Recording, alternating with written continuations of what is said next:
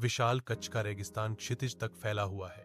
डूबता सूरज आकाश को आग के रंगों से रंग रहा है, जैसे धीमी उदास संगीत हवा में बहता है। शुष्क भूमि में धूल के बवंडर घूमते हैं, हवा की लय पर नाचते हुए।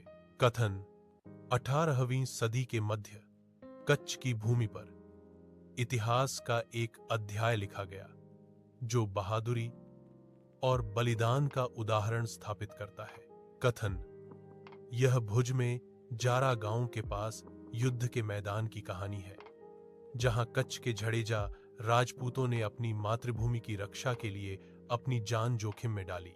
जारा डूंगर की पहाड़ियों पर सिंध की विशाल सेना कच्छ के दृढ़ योद्धाओं का सामना करती है।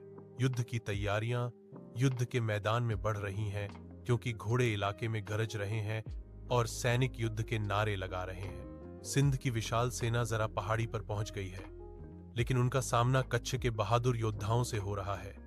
एक आवाज सुनाती है जो एक महाकाव्य संघर्ष का मंच तैयार करती है। घोड़ों की टापों, तलवारों की चमक और युद्ध के नारों के बीच कच्छ के राजपूतों ने ऐसा पराक्रम दिखाया कि रणभूमि हल्दी घाटी की तरह गूंज उठी।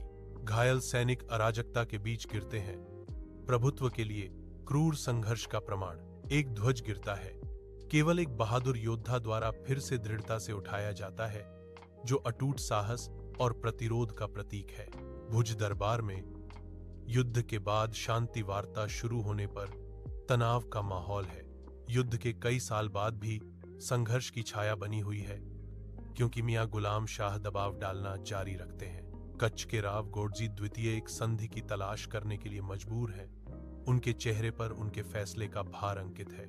युद्ध के कई वर्षों बाद संघर्ष जारी रहा। राव के परिवार की एक बेटी का विवाह मियां गुलाम शाह से हुआ। वर्णन से पता चलता है, जो विवाह के साथ एक नाजुक शांति स्थापित करता है।